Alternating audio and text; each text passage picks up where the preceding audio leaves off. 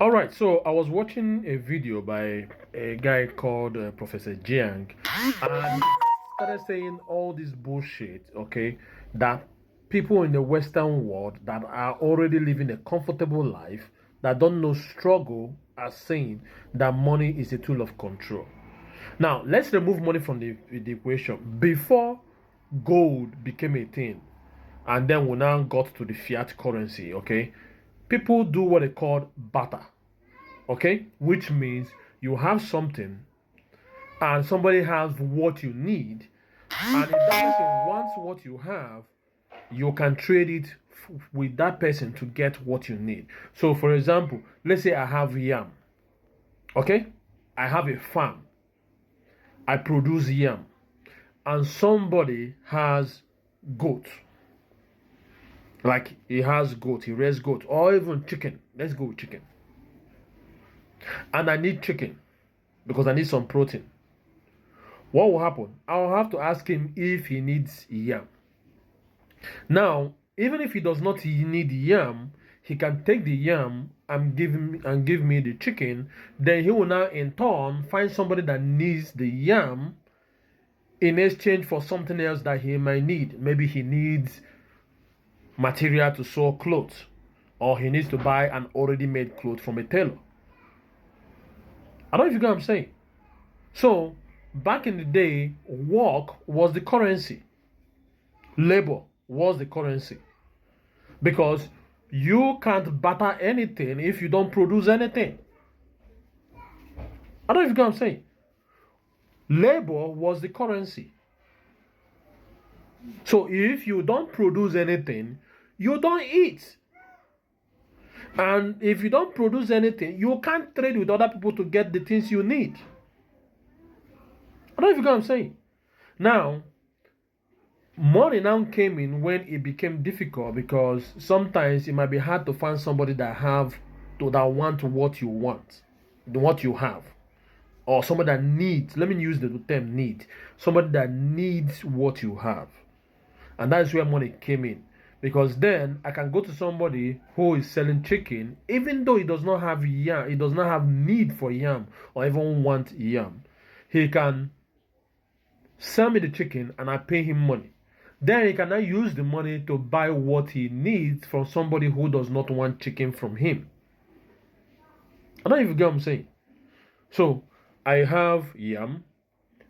Mr. B has chicken. I need chicken because I need some protein. He doesn't want yam because he still has some yam I sold to him before. But he needs a medium or something he can use and pay somebody else to get what he needs. So he needs clothes. But that person does not need yam and he already has enough yam.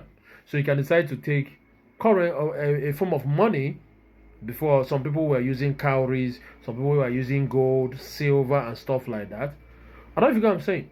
And before you know it, okay, there was need for a monetary system, which is where all these other alternatives came in: gold, silver, cowries, and all these other things. I don't know if you get what I'm saying. Now, since that person, that's where the money came in the first place. Now, what happened is people got greedy. Everybody got greedy. Why? Because if you look at what a human needs to survive, is food, shelter, and clothing. These are the three basic needs: food, shelter, and clothing. Once you have these three things, you are basically good. I don't know if you get what I'm saying. But we wanted more. We were sold an euphoria that led us to start having wants. Because then nobody has cars. People were using legs. If you don't want to use leg, you can build your own carriage, hook your donkey or your horse or your mule, and to take it to where you want to go. But then it started becoming lifestyle and became a thing. And it now became materialistic. I don't know if you get what I'm saying. We now became materialistic, that we now started buying things that we want, not actually things that we need. And for us to fulfill the things that we want or think that we want, we started looking for ways to spend more. And that is where the banks now came in. That's where credit now came in. Now, aside from credit coming in, greed also played a role in the sense that people were being told that if they can get paid a certain amount of money. So basically, credit was what led to people being greedy and wanting more from their money, which even led to what is called inflation. Because if I give my money from the bank, I need my bank to pay me something. Now, for a bank to pay me something, they need to lend the money to somebody else, which is with credit. And that person has to use it to buy what he wants and with the promise that he's going to pay back. And when he pay back, the banks makes their money and they pay me a little interest, which is a portion of what they made from using my money. And that is where fractional reserve banking came in, where banks don't naturally need to have your whole money, or they just have to lend and lend and lend. When they make money, I don't know if you get what I'm saying. All these things spiraled into what was called inflation. And because of our wants and our greed, we fell into the trap of money now being used as a tool. So they keep creating fancy things, fancy cars, fancy phones, giving us euphoria of looking different and beautiful and all this whatnot. And at the end of the day, we started living above what we need to start purchasing what we want. Because at the end of the day, if you minus food, shelter, and clothing, ask yourself, how many things have you bought this year alone that you didn't want? That is a want and not a need.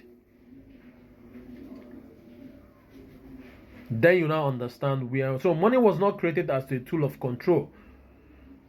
It was not created to trap people into the labor space. No. Because at the end of the day, let's say right now you want to live a life of food, shelter, and clothing. You can do that. Buy a land if you cannot afford to buy land. Maybe your ancestors have land. Or let's say you have money to buy land. You buy land, build a small shelter for you and your family. You have a farm in your backyard for your animals and for your food. I don't know if you're going to say, maybe you use solar to get energy, power, that kind of thing. And you are off grid. If you focus on that, and then you make your own clothes. Either you buy the materials you need to make your own clothes, or maybe if you have sheep, you can take, or if you have cotton, you grow cotton. I don't know if you can say, let's say you make your own clothes, because I remember back then my mom had a sewing machine. We can use to either make our own clothes or repair clothes. Let's say you decide to live that basic life.